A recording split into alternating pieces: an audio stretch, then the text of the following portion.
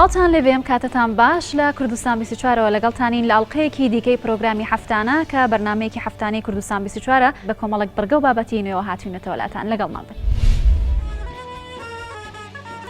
پیاوێکی تەمان 45 ساڵان بۆ ماوەیەکی زۆرە بە ئامێری ڕەسەنی کوردی دووزەلە ئاوازی جۆراوجۆر دەژەنێت.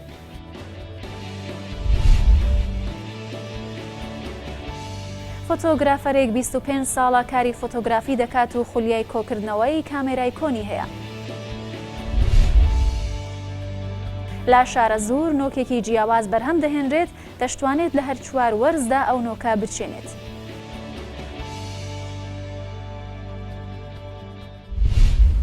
پیاوێکی تەمان 45 ساڵ بۆ ماوەیەکی زۆرە بە ئامێری ڕەسەنی کوردی دۆدک یان دووزەلە ئاوازی ڕەسەنی کوردی دەژەنێت. ئەو باس لە خولیاکانی کاتی منداڵی خۆی دەکات کە چۆن بە پەرۆشەوە لە گۆڤەند و شایەکاندا بە ئامێرەکەی گۆرانی ڕەسەنی کوردی دەژەنێت و دێڵێتەوە. هەروەها ئەو ئێستا دەتوانێت بە دووزەلەکەی بەستە و لاوەکو حەیرانیش بژێنێت.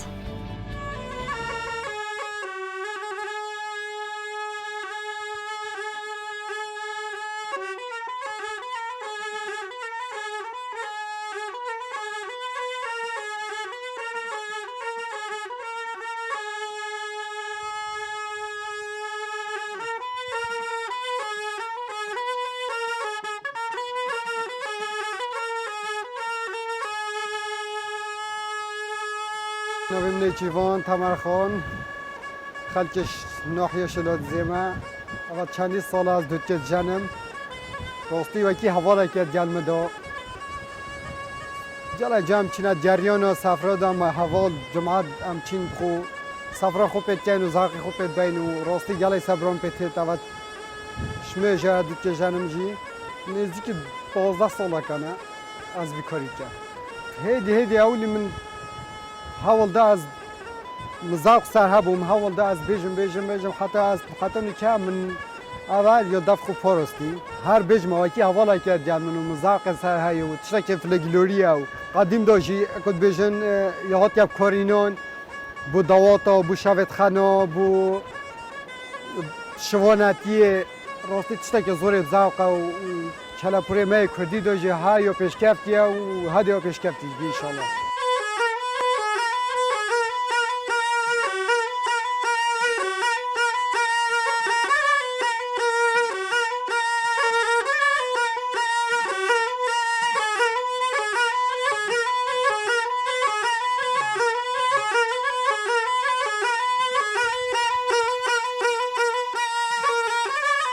خدیاری کار اغلبی احمد محمد ورمولی بود از آده کم نبارم داد چفتیم اغلبی او نشان میده اوجی جوان داد گود بس پانیکه و هیله طاقت هنده نما زاق هنده نما او نشان میده او گفتم دی تو زیفل بیه میشه هات گفت اوجی نشان میده ما برای خود داری کچ هات گفت و چه لحنتینو میشه اما برای خود اوجی آسان نشان میده راستی شفت خانو از چوب باز داوتا از مشام کیا بچن باز من زاق حس هست تنه بیجم چیوی و دنیوی و باز صداوات من زاق نینه راستی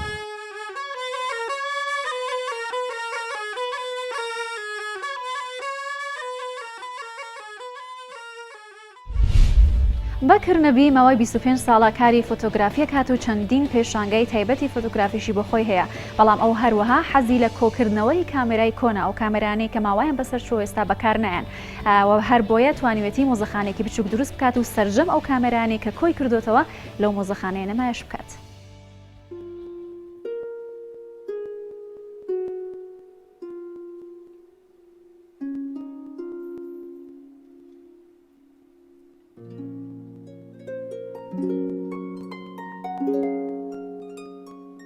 سەرەتا من ینی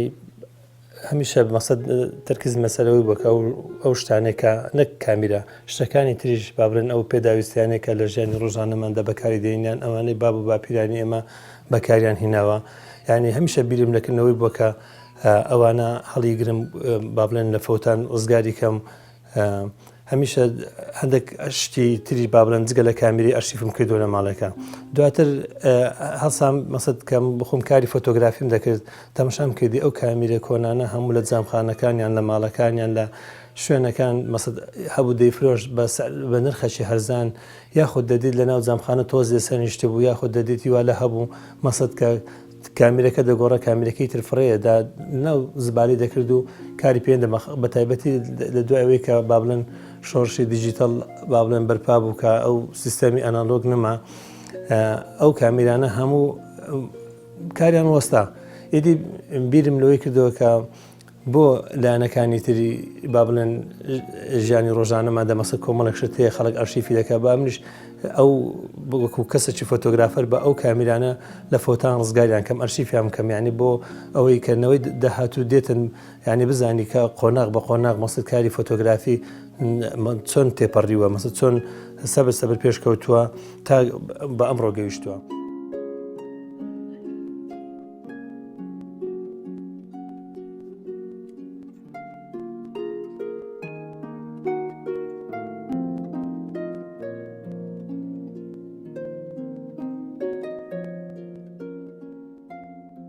پێم وابی ئەو کامیریان زۆر قەدیمە یعنی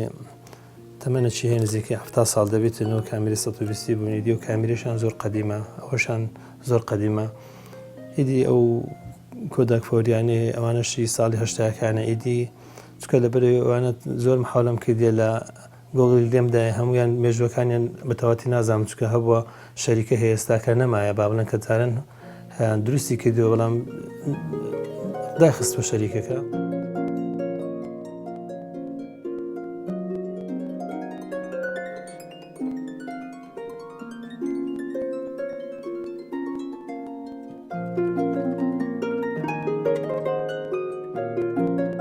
کامیرانە پێیان دەگوتن کۆداک فۆری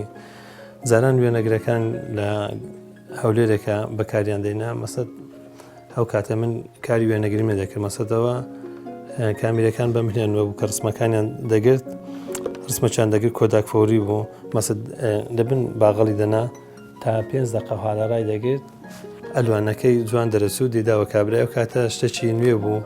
با بڵێن کە لە ناو خەڵک گوتیانەوە ڕسم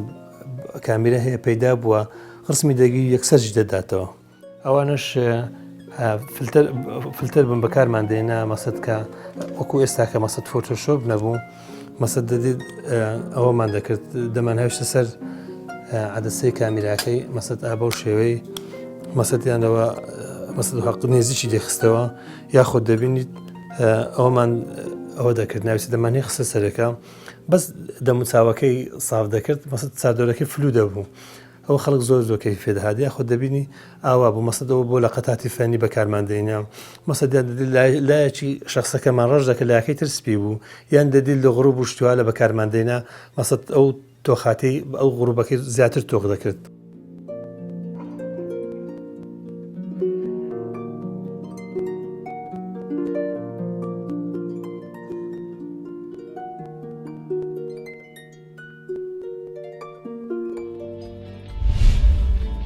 ڕەشۆ عەلی بۆ ماوەی 35 ساڵە کاری چاکردنەوەی مەکینەی دوورمان دەکات ئەو لە ژوورێکی تەنگ و بچووکدا ڕۆژانە کار دەکات و بژێوی ژیانی خۆی دابین دەکات. هاوڵاتیانی ئەو ناوچەیەش کە سەر بە سنوونەی سەر بە شنگالن ڕۆژانە ئەگەر کاری چاکردنەوەی مەکینەی دوورمانەکانیان هەبێت ڕوو لە ڕەشۆ عەلی دەکەن و ئەویش بە شارەزایەکی زۆرەوە مەکینەی دوورمان و خەیاتیەکانیان بۆ چاک دەکاتەوە.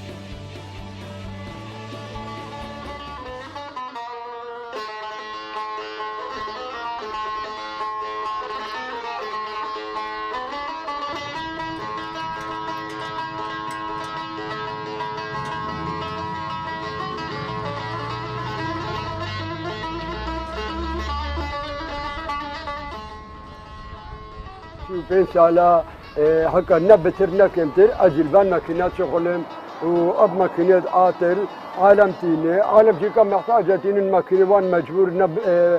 بين بسر لحين وقت تين نبامي أجر تسليحة وان كاملتكم وأسفل دروم مجاهزتكم وزيد بجمدي هرا سير روجدي شار روجدي هكا أب ماكينة عتلي بنسر حسابي خشت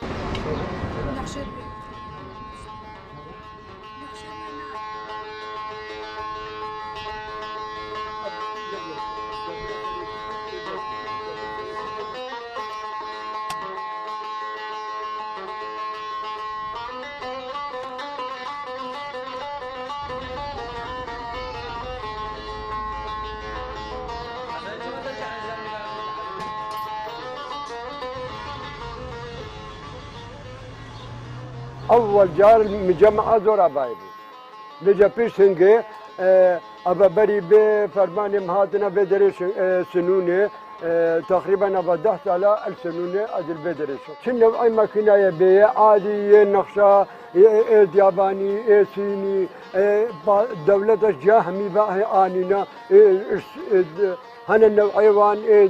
استيراد سوري هاي روسي هاي ألماني هاي أمريكي يعني شنو بين بامي الحمد لله خده از كارم بسلحنم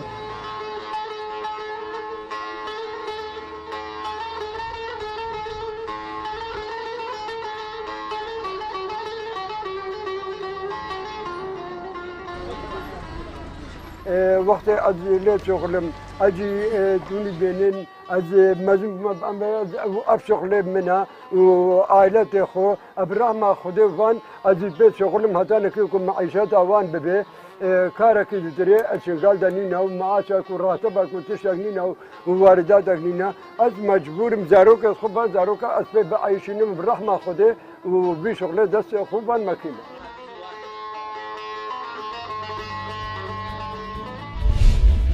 زۆر نەو کەسانەی کە ڕووداوەکانی ژیان بەشێک لە جەستەیانی لێ سندووە بەڵام هێشتا ناومێد نەبوون و بە هیواوە کار دەکەن بۆ داهاتوویان. کامەران کەسێکە کە خاوەن پێداویستی تایبەتەوە ماوەی 10 ساڵە پێشنوێژی مزگەوتی حاجی جەمال فەرەجە لە سلێمانی. ئەو مامۆستایە لە کاتی پاکردنەوەی خاکی پیرۆزی کوردستان لە مین و تەقەمەنیەکان بەرمین کەوت و هەردوو دەستی لە دەستاوە، بەڵام لە ئێستادا بەردەوامی بە ژیانی خۆی دەدات و بێهیوانە بوو.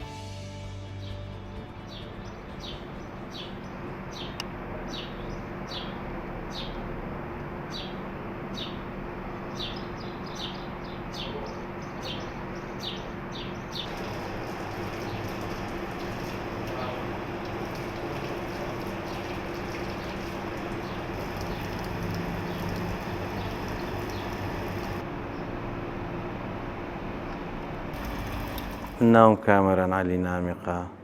لە دایکبووی 1970 سلێمانی گەڕەکی خەبات دەرچووی زانکۆی سلێمانیم بەشی زانستە ئیسلامیەکان ماوەی تقریبەن 10 ساڵێکە بێت لەم مزگەوتە پێشنوێژ و ئیمامەتیەکەم واتە وەکو وەزیفەیەک لێرە ئێمە لە ئەوقاف و لێرە دانراوین بەڵام چەند ساڵێکی زۆرەوە نزیکەی 10 ساڵێکە بێ ئێمە لێرە خزمەتەکەین ئەوەی کە جێی شانازیە من بۆ خۆم شوێنەکە و جێگەکە و وەزیفەکە و کارەکەم لا زۆر خۆشەویستە من تووشی حادسەیەک بووم هەروو دەستەکانم لە دەست داوە بەڵام لە دوای حادیسەکەشەوە چۆنەڵێ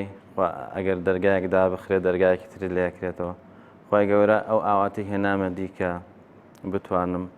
بێمەوە مزگەوت و لە مزگەوت تا خزمەتێ بکەم و هەم تەشجیعێکیش بێ بۆ خۆم کە دا نەبڕم لە کۆمەڵگە و دا نەبڕم لە کەس و کار و یا با بڵێن بە شێوەیەکی تر نەبمە بار بە سەر کەسێکەوە خی گەورە و دەرگایی لێ کردمەوانێ بۆ ماوەی نزیکەی 10 ساڵ لە ڕێکخراوی ئێمێجی هەبوو ئێستاش ماون لە هەرێمی کوردستانە ئیشی پاکسازی مین و تەقەمەنیەکەن ماوەی 10 ساڵ لەوێ بووم لەوێ کارمە کرد لە کاتێکە لە 2003 خەریکی پاکسازی بووین لە مەنتیقەی کەرکووک لەوێ تووشی حادسەیەک بووم حادسەکە وای کرد کە هەردوو دەستم لە دەست بم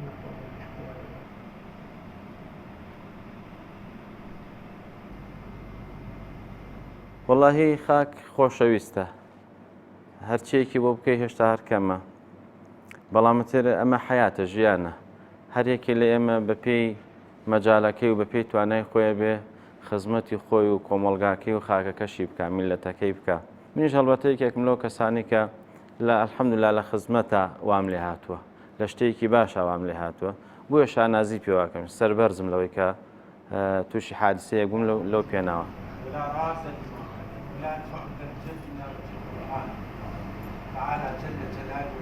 کەمەندانبوون یاخۆت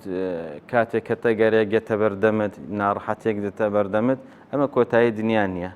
تۆ ئەتوانی بیرکردنەوەی خۆت بە شێوەیەک وا لێ بکە یاخود هەوڵ بێ ئەو سیستەمی پێشووتر لەسەری ڕۆژ و نەمەڵەی پێشووتری لەسەر ڕۆژی ئێستا بیگۆڕێت بەو شێوازەی کە بۆت ئەلوێ ئەگونجێ بابەتەکان زۆرن بەڵام هاوکاریەکان هەمووی شەردەوەیەکە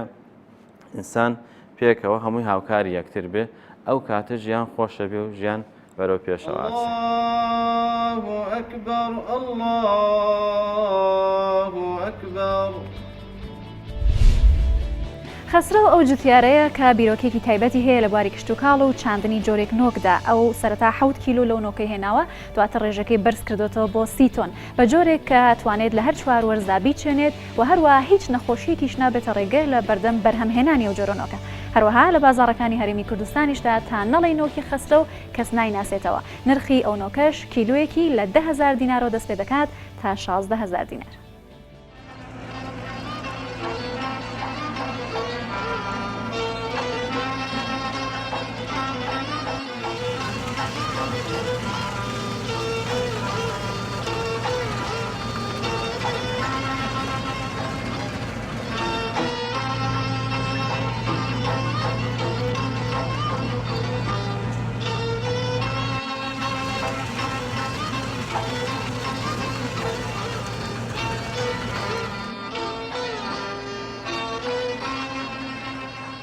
چەند ساڵێک لە توێژینەوە تقریبان 8 ساڵ لە توێژینەوە بوو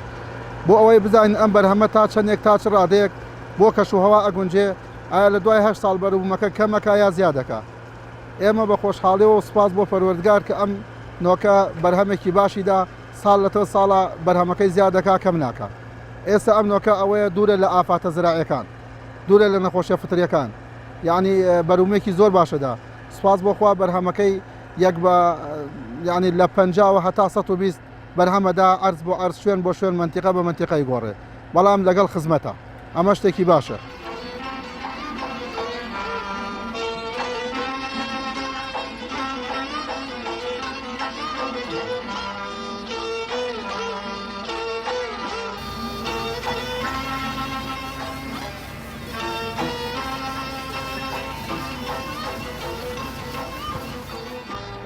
ئەوەی کە لە بازاڕە هەیە بڵێن کە جوتیار ئەیکرێت و ئەیوەشێنێ ئێمە لەوا کیلۆی 3000 بۆ 4000 ئەبێ بین بە ئەو نۆکە یەن ئەیچێنین، بەڵام لە ئەنجامێک کاتێک کە ئەگەینە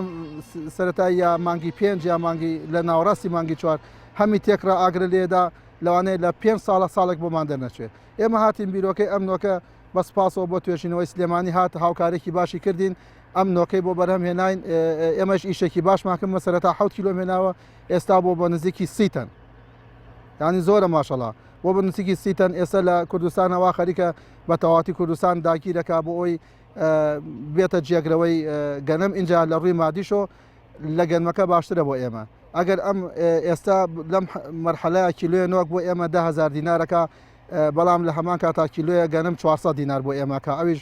زۆر جوان بوو، ینی جوان بێ و دەرەجەیەکیش بێ. ئێستا ئەمە بەرهەمێکی باشی هەیە، ئینتاجێکی باشی هەیە، 1 کیلۆمان بەرامبەرە وەکو وتمان لە 50 هەتا 120 کیلۆ دەبڕێ بە گوێرەی عەرز و شوێن و مەکانەکە.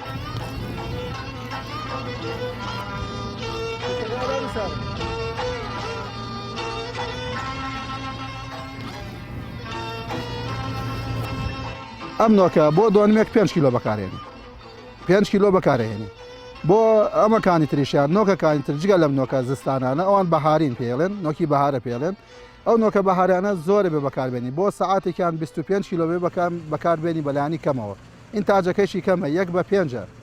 یعنی کیلۆیە 5 کیلۆی تایە. ئەمەیان جیاوازە، ئەمەیان 1 بە 70 1 بە 100 1 بە 50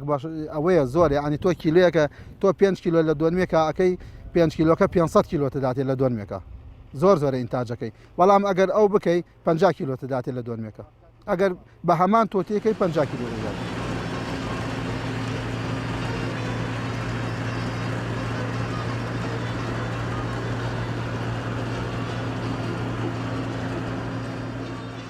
لە ڕێگەی قەبارەوە قەبارەی بەقەدەر ئەم نۆکە حۆلەکانی بازەکەوتی حۆلێتر لە بازارە مەشهورە، ینی بەقەدەر ئەو نابێ و لەو بچووکترە و لە کوردی گەورەترە، یعنی وەسەتە بڵێن حەجمی وەسەتە، بەڵام شکل و شێوازیان جیاوازە، دەرەجەیەکمان هەیە، دوومان هەیە، سێمان هەیە. تێگەی دەم هەر یەکێکیان بۆ خۆی لە بەروبوومە لە باڵا لە هەموو شتێکانە جیاوازن، بەڵام هەرسێکیان لە ڕووی فتریوە بە دوورن، هەرسێکیشان لە کاتی دەستکەنە و درێنەکردنا بۆ خۆیان جیاوازیان هەیە. بەڵام ئەوە من خۆم چەند ساڵەوە تقریبان 5 ساڵە تەجاربی تیاکەم، من خۆم ئەبینم چۆن، ینی جیاوازەکان زۆر بە ئاسانی ئەزانم چیە جیازەکان چەند جارێک لەگەڵ خەڵکە دانیشتوین نۆکەکەیان تێکەڵ کردووە نکەن کە دەرم هێناوەتە ناو نۆکانی ترا ینی کابرا سەریان سوڕماوەوەی کە بۆ شێوازە کە نکە نۆکەش لە ناو نۆکی ترا ناسمەوە.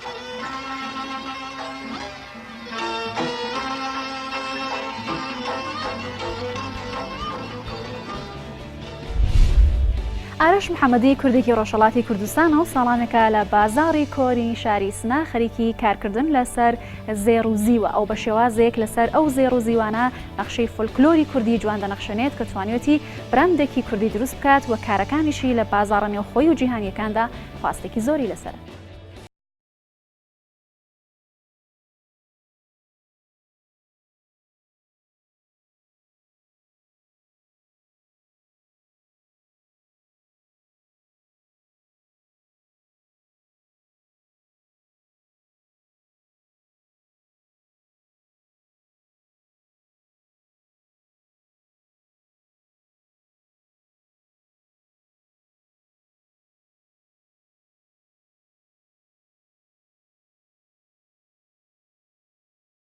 محەممەدی ساکنە شاری سنا متەوەلد 1956 حدود بە 30 ساڵە مەشغول کار زیوەرهەڵات سونەتیم ئەم شغڵە ئرسی بە من گەیگە سواکارەکەم بابام بۆ گای محەممەد محەممەدی کە خۆی ئالان لە موزە لە سەنای دەستیان مەشغوڵە ئاموزش شەرم کارەسە کارێمە کارگەر سونەتی زیوەرهەڵاتە شغڵە زیوەرهەڵاتیش لە ڕۆژێکەوە کە ئینسان بە وجودات کە زیوەرهەڵاتیش بووگە چون زیوەرهەڵات بەخشێکە لە زندگی خانمگەر بۆ مەراسمگەر شادی لێ ئیسپادا کردێ زیوەرهەڵات شامڵە کارگەری وەک کلااوفێسە گەردەنبەنە گوێشوارەس پامورەس کەمەربەنە دوایەوە قەدیم بازوبەنیش سوادایان ئەگەر کە ئیسە نایکەن لوتەوانەس کە جەدیدەن بووگە سەومۆت ئەم شتگەرەسە کە ئێمە کولەن 100% کارەکانی خۆمان ئەنجامی ئاین 100%شین کارە خودێک سنەس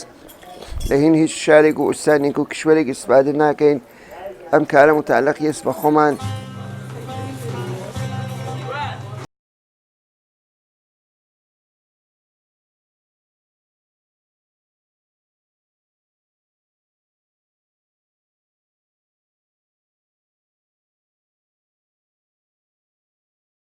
زیوەرهەڵات لە قەدیمە فۆقالعادە ڕۆنەقی بوو ناو مردمە لە ڕۆژێکەوە کە وەسایت چینی هاتکە بە تۆرە کولی 80% کارمان خەفکە چون تووە و وەسیلەگەرە کە ناو زیوەرهەڵات کورسانە هەست سریک لە ئاغەگە لە مەریوانە و لە بانەوە چن نمونەکار ئێمە ئەوەن لطفەکەن ئێوە نەچین بەدەڵەکەی دروستەکەن بە تیراژی بان و لە لەحاز زرافەت و زرافەتی بیش حەدیەس وەلی لە لەحاز کەیفیەتە و کەیفیەتی یا لە ژێر سفرە ئەسەن هیچ نوع کەیفیەتێکی نییە ڕەشەو بێتەوە یا بشکی ئەشی 100% پەرتیبە نەقاب لە تامینە نەقاب لە ئاوکاریە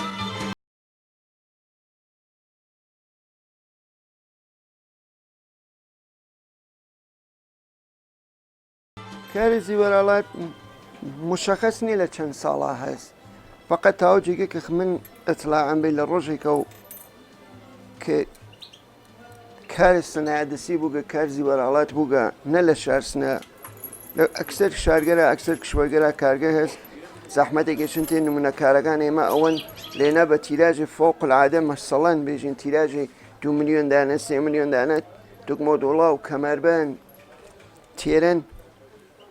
بە کەیفیەتی فۆقالعادە ژێر سفرە و لە لەحاز زرافەتە و لە تەڵا زەریفترە وەرێ لە لەحاز کەیفیەتە جنسیە و کەیفیەتێ کارایی و هیچ چێکی نییە مردم هەر ئەو لەحز خانم گەل هەرە و لەحسای وینن و ئەی سنەتە نین لە فکر هەفتەی ترا مانگی تران وەسیلە ئەی خدای نەخواستە ڕەشەوە بوو یا شکیا ئەشێ پەرتیبە چۆن وەسایلگەر چینی بە تۆڕ کولی نە تامیرە کردێ نە ئاوکاریە کردێ وەرێ مەسەڵەن ئێمە خۆمان دوو مۆدۆڵاوێک کلااوفێسێک کەمەربەنێک کەلان من کەمەربەنی هە لە بەردەستمە هین خانمێکە خۆشبەختانە بۆ ئەمریکای ئەنێرێ وتیمە پێچی تا 10 ساڵتریش ئیرادی بوو ئشکاڵی بوو ئێمەبان چاو چۆن ئێمە لە وەسیلەگەر ئەسلی ئیسپادە ئەکەین سێ دەحە ئاوکاری ئەکرێ لە مەرحەلەی ئەوڵە شستشوویکیان کێو زایعاتیە بڕێ مەرحەلەی دووم ئاوکاری زەردی یەکەین مەرحەلەی سێوم ئاوکاری نوقرا کرد